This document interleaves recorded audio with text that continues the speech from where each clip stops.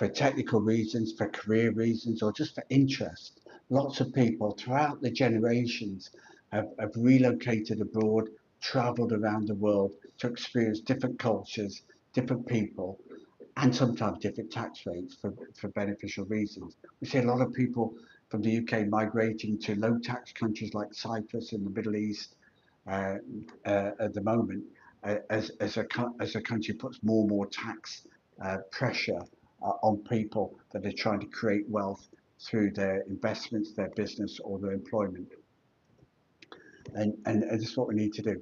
But there can also be a negative consequence of migration, and that is this current trend, which has been allowed to get out of control within the EU, of asylum seekers. And the interesting thing that we can see in Cyprus is actually taking a very proactive approach to asylum seekers. And you compare this to other countries like the UK, is a very, very aggressive approach. Um, Asylum seekers, the law for asylum seekers, based upon post World War II legislation, was designed to protect people from persecution by um, uh, local forces in their home country. So people could flee and get a safe haven.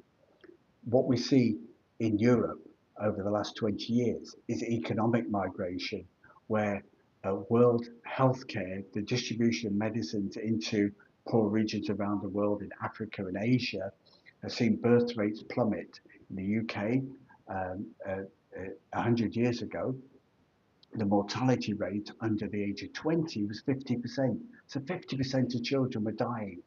And it's the same in these other countries if you had the stats.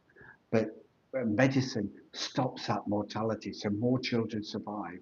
And then you get a population explosion. So the reason that the population around the world has grown over the last 30, 40 years is not because more people having more babies, it's because child mortality has gone right down. But of course, in these developing economies, the young people don't have jobs, so they want to seek a new opportunity. And the entrepreneurial forces and illegal forces of illegal asylum seeking has allowed that to take advantage of this soft law and this ineffectual application of that for people to migrate. Now, that's great if there's an economic benefit that you get cheap labour, could be called exploitation. But it then starts to harm the chances of young people and poor people in the local community getting jobs. Cyprus is taking a very proactive approach to this.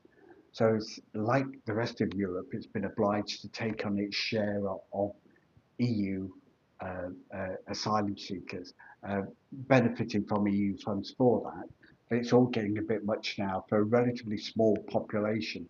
The native population in Cyprus is only around 500,000 people of Cypriots, but the asylum seekers you would see would all be on a lower pay rate, maybe half of the minimum pay rate in Cyprus, and they were getting the jobs in the shops, in the supermarkets, in the cleaning companies, in the garage forecourts.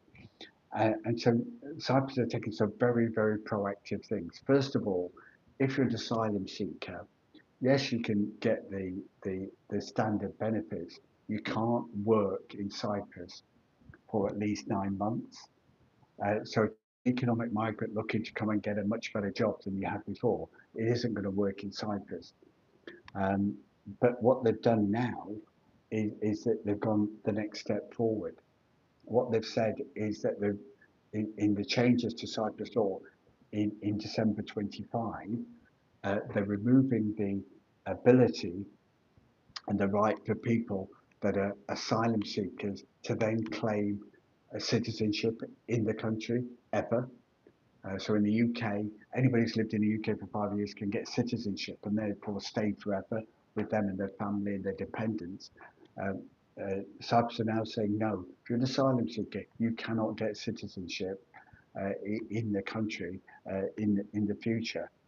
But more importantly, they've also taken a proactive approach to criminal offence. So what they've said is that if any refugee is convicted of any sort of serious crime, which obviously would include murder or rape, or teenage gang grooming, or any terrorism sort of threat, or any grave um, um, criminal acts, including repeatedly theft.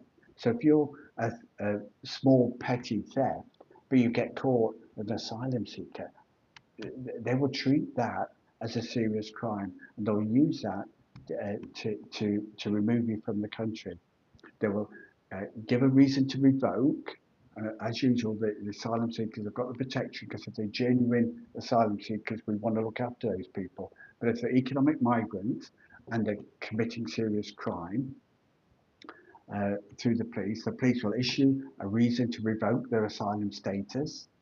They've got a right of appeal, and once that appeal is heard, if it's successful, that's one thing, and if it's not, they're deported. They go back to their home country. Okay, if you come from a country, you've got a right to citizenship in that country, and so the Cyprus have rebalanced their rules to say don't come and take advantage of our economy, of our taxpayers' money to subsidise your benefits. Don't take advantage of other people's employment rights. A company can benefit from cheap labour from an asylum seeker, but that doesn't help people who want to build a job and a career and earn an income for their family that are the local residents. So Cyprus have rebalanced that. So uh, Cyprus is not an easy ticket to a new life outside the home country. Yes, the world should do more to help economic development in the home countries. You look at countries like China and India, where there's been fantastic development over the last 20, 30, 50 years to become economic forces. Every country needs to do that, and they can help their people to build that wealth and that economy. Um, but the illegal asylum seeking, illegal relocation across borders is now being challenged by countries like Cyprus to have a proactive approach to keep it balanced and fair work for fair and legal law-abiding citizens. For more information and guidance on relocating legally abroad to broaden your experience in your adventures around the world, contact us at prioritise.com.